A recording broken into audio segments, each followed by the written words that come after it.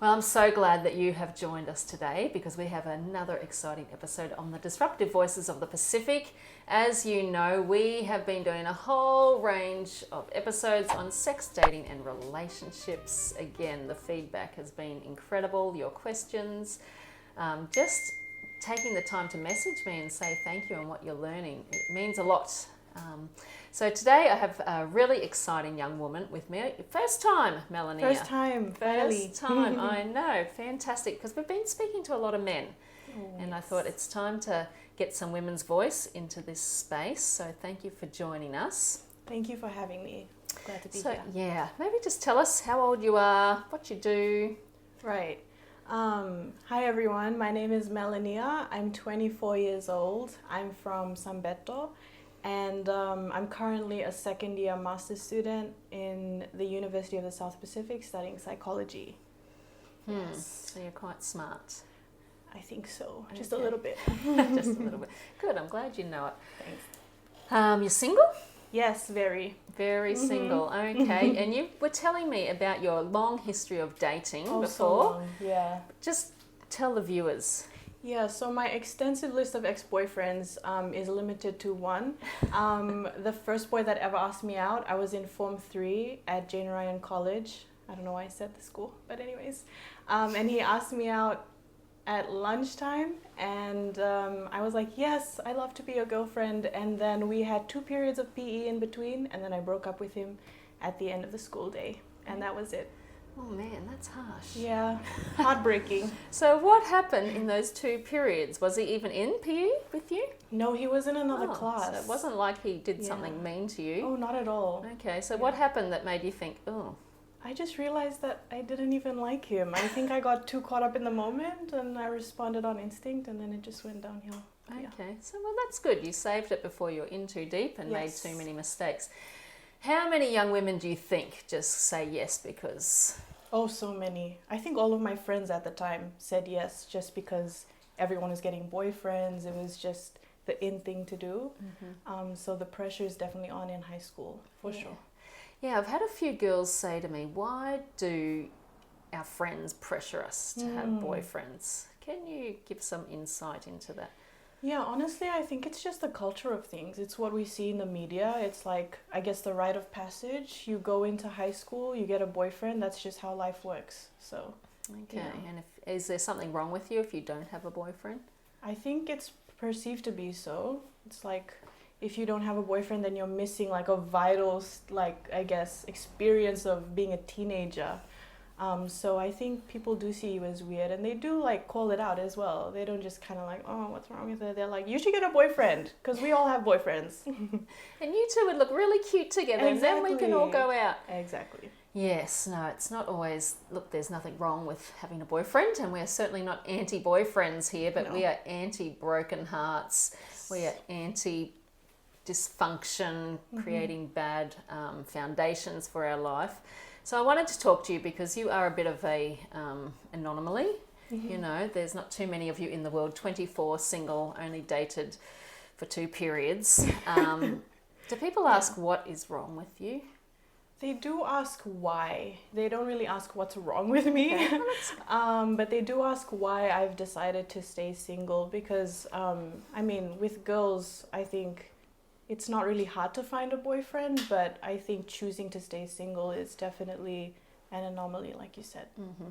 So we better ask the question then. Yeah. Why are you choosing to be single at the moment? Yeah, that's a great question. I think right now I'm just not interested in dating anyone for fun. I want to date my husband and date to be married, so I'm not really interested in casual dating, and I think that everyone that I've come across so far is interested in that. So if that means staying single, then that's what I'm doing.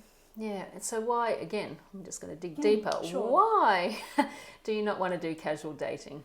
Yeah, honestly, that's such a good question because I haven't really thought of it much myself. I think that I've never been interested in just like dating because I like someone or something as superficial as that. I've just personally never been interested in it. And so growing up, I guess that I've just stuck to that, and here I am. Yeah.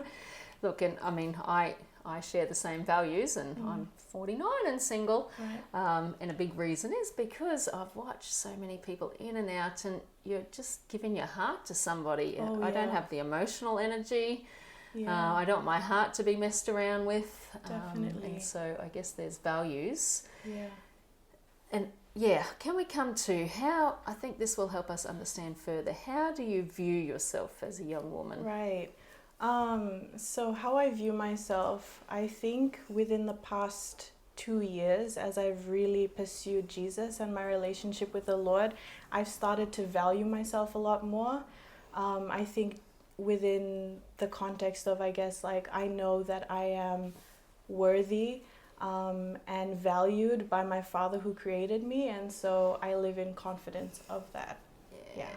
And sorry, just to, I guess, come back to the why not the casual dating, that's so true, because I grew up in a broken home, and so seeing the impact of casual relationships that started casual but they have like massive impact has really just, I guess, allowed me to stand firm in my singleness and just waiting for the right one. Yeah.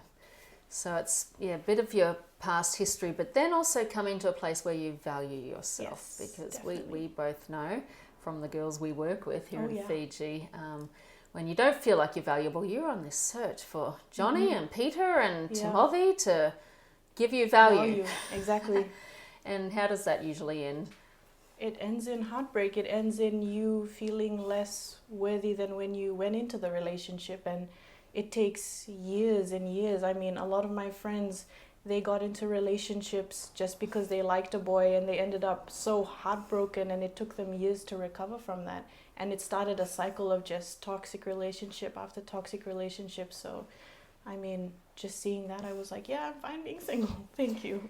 Yeah, you do, and your self-esteem just takes a plummeting, because you know you all these guys are kind of taking you and using you, and meanwhile your self-esteem is, you're strengthening yourself. Yes.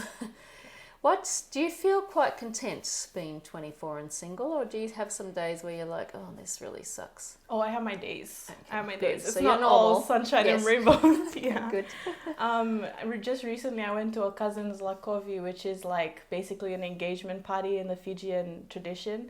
And all the aunties, they just laid it on me. They were like, when are you going to get married? And I'm just like, Jesus, when am I going to get married? But it's not that intense for me to like step out of God's will for my life to go and get it. Like, I'm much more, I guess, focused on and desire staying in obedience and on the path he set out for me. So it doesn't bother me that much. Do you think we need to lay off on the pressure as families and Oh my even gosh. friends? Yes, please. Okay. Yes. If there's anyone listening, mothers, grandmothers, please just let us be on our path, and yeah, we'll find that person eventually. Is it a fear? Do you think are they saying it out of fun or fear that, oh my goodness, my niece is never going to get married, or what? Yeah, well, not really fear, more like concern. I think there's an image that, you know, a lot of Fijian families want to protect, and there's like, again, there's a rite of passage. You like get a job, or you even when you're in university, like at least have a boyfriend, you know, and be on the track to get married and ultimately be a wife and a mother. So I think they're just trying to preserve that family image going forward. Yeah. Yes, there's nothing wrong with being single. Yes. Thank you. And I want to say it again, it's better to be single than to be in the wrong relationship with the wrong guy. But well done for sticking to your values. Thank you. Do you have expectations of how a guy should treat you? Do I have expectations? Yes, I do. I think right even before there's a relationship, just asking me out in person. I don't know whether it's a Fijian thing, but I've never been asked out in person in Fiji. Okay, only once, but that was something else.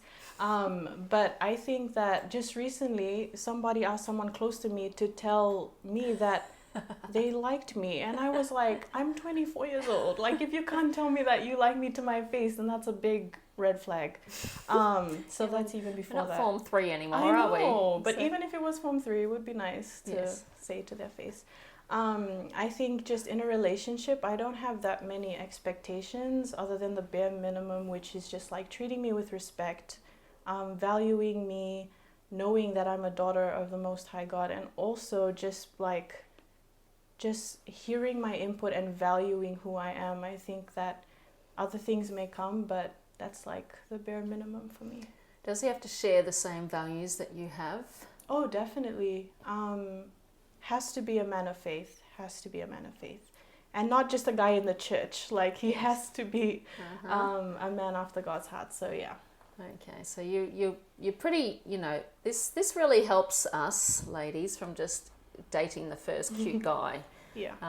Is because to know this stuff, you're going to have to watch him a little bit. You're going to have to yes. hang out in groups. Not just date after one day of knowing each other. Yeah, for sure. okay, so these are really important standards to have. No, I love that. How do you deal with your friends? Have you ever felt lonely when your friends are dating and you're not? Has that been a situation? Because I've been bridesmaid 9 times. So it's been a bit hard for me to watch friends come and go. Have you experienced that? Yeah, definitely. I have experienced that. With my worldly friends, not so much. Okay. Because I see and I hear what they go through in their relationships, and I'm like, okay, it's okay. But with people like my cousin Lina, who just got married, she's just had a child, when I see her stepping into that season that God is like saying, go forth, like, this is what I prepared for you, that's when I start feeling like that's what I really desire. Yeah. So it's not always. And what do you do with those desires? Do you get online and start searching for? I just be like, Lord, like, I just cry out to him. I'm like, you know what I'm feeling. You see me, like, deal with my heart, like, comfort me, please. And he does every single time. Yeah. So it's always a process, though. It is a process, Yeah. isn't it? So taking those desires to God. Well, have you ever tried online dating? Or would you? Ooh, online dating. No, I've never tried it. Oh, I have talked to people online. That's like huge part of my generation is like talking to boys online. I did that a lot like back when I wasn't really fully on the path that the Lord had set out for me. It ended obviously in disaster because I never wanted to go further with the boys and they just started getting angry at me. So, but yeah, I think that's not really for me. Okay. Yeah. So you're chatting away to them online, having discussions, and then what are they saying? Can we meet up? Yes. And you're like, no. And I'm like, no, I had no desire to date them or anything. So that was definitely speaking to my own value within myself. Okay. What do you think are the dangers in meeting guys just online and starting the talking? Oh goodness, there's so many dangers. First of all, with like technology now, you could be chatting to anyone and they could be portraying a certain face, a certain background, and it could just completely not be them.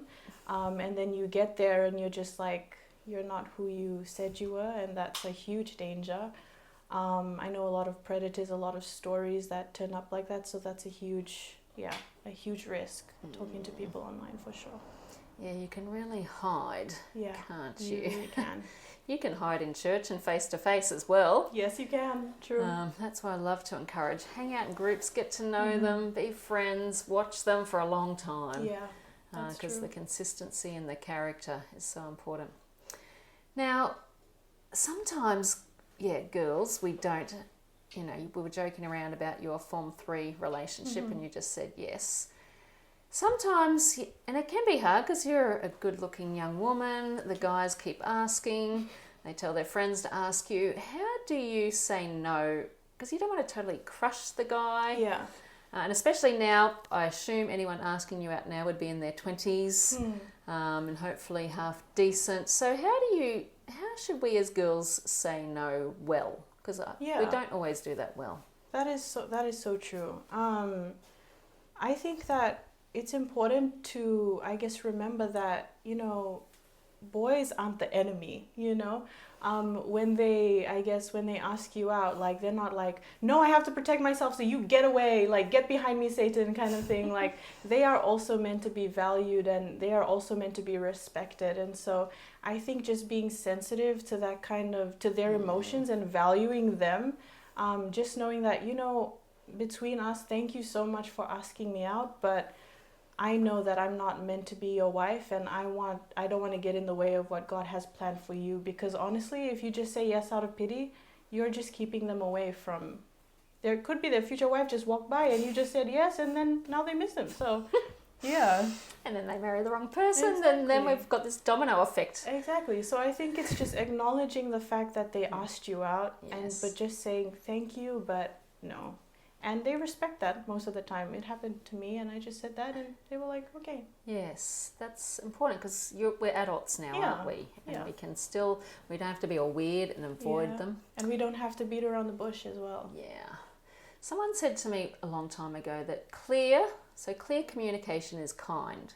Yes, so when we say thank you but no, that's actually showing kindness. Yeah, and it's kinder than leading them on, because that just creates a whole more bunch of pain, I guess you could say. That was a weird way of saying it. What about when the lady, the young woman, says, I'll just pray about it?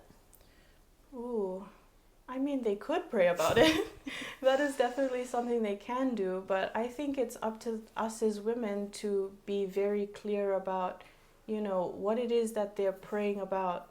You know what I mean? Because as we, I guess, kind of have a relationship with a boy, or we're like journeying together, if you've gotten to know them, you would be praying about them. Like, Lord, is this the one for me? So I think at that point, there's no praying to be done after that. Just be direct, but be kind. I have a problem when the girl has no intention whatsoever, doesn't want to date them, doesn't like them, but we use it as, I'll just pray about it. Yeah. Because we're too scared to tell them to their face. So that's a problem. Definitely. But not fair. There are times where we might just need to go and go, I just want to check with my mentor or get some counsel, which is okay as well. So what are you, in this season of being single and obviously hoping to get married one day, what are you doing? Because you're not just waiting around idly. What are you doing? Because you are preparing yourself hopefully one day. Yeah. So how can young women prepare themselves? Yeah, that's such a good question. Because I think it's so important that we expect so much from our future husbands. Are we the type of wives that are worthy of the man that we're praying for? For me, a big one is keeping pure. In not only physically, I think physically is one of the easier parts of keeping pure, but like in your thoughts, the things that you are watching, the things that you're listening to, even the way that you view other men. Like, there's a lot of attractive men out there, but you can't be, you know, like looking at them lustfully and stuff. And that is one of the hardest parts, I think, of being single for so long, is managing your own lust and desire. But luckily we have help in the Lord, and it's a journey, it's a process. But I think in this season in particular, staying on the path that God has set for me, because he's keeping me very busy, thankfully, but also just making sure that I'm giving real effort into being pure. So can you give us some practical tips? Because it's more than, I mean, prayer's great and reading your Bible, but I think there's some real just down-to-earth practical things. Yeah, I think just like, first of all, being aware. A lot of people don't understand just how much being aware helps. And setting boundaries, like if a movie is 16 plus, if it says that it has sex and all this stuff, like, you don't have to watch it. You can set that boundary for yourself. If music brings a sort of like spirit of lust, because there's so much music out there, then just choose not to. It's hard, but you can do it. It is possible. Yeah. No, I think they're really good ones. Some other tips I've used, again, you know, being 49 and exercise, because you know, we've got hormones that we need to release, so exercise, and you're good at that, going to the gym, and I cycle. The other thing too is, because we long for connection, so making sure that I have good healthy friendships where I get where I can talk and go deeper with people are some other ones. Definitely, and it really makes you feel like you're not alone. Like, especially with the woman's body, we go through so many stages, like especially the ovulation stage, and that is when we really feel it. And I feel like talking to girls my age who are also on the same path, like, it really helps to kind of like come together and be like, okay, I'm not alone. This is doable. Absolutely. So, And just these are natural parts of life. Yes, Definitely. definitely. It's spiritual. Yes. We're a whole being, aren't we? We don't separate our relationships and our church and sports. We're all one. Any other, you've given us so much wisdom there for young women listening. Any other final words before we finish up here? Yeah, I'd just like to encourage my fellow girls, because I really do feel for you guys. It's so hard growing up in this generation with all the pressure that we have. I just want to encourage you that, you don't have to. You don't have to get into a relationship. You don't have to pursue that boy because someone else is telling you to. There are people that are out there, like Letitia, like myself, that are, fully going forth in what the Lord has planned for us and just really occupied with that. So I think, honestly, just check your circle, make sure you're surrounding yourself with people who have similar goals and values to you, and that makes life a lot easier. Yeah. And go back and listen to our episode with Richie and Terry on how a guy should treat a young woman. Yes. I think... do you listen to any podcasts on these things besides mine? Okay, I listen to all of your podcasts. Okay. First of all, I like to call your podcast the Suvanandi podcast, because when I'm driving up and down, I've downloaded all of them.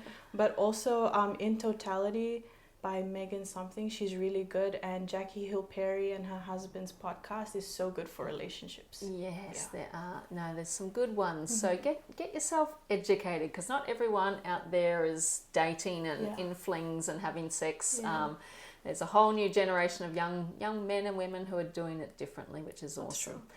And you're one of them, so thank you. But one day I hope to come to your wedding. Yes, thank you. I'm quite a good singer. Oh, are you? Okay, that's good. You can replace my mom in that. Yes, no, have me instead of your mum. My mum's my good friend. But yeah, you've just given us so much wisdom, so thank you. Thank We'll you. see you for another episode next week.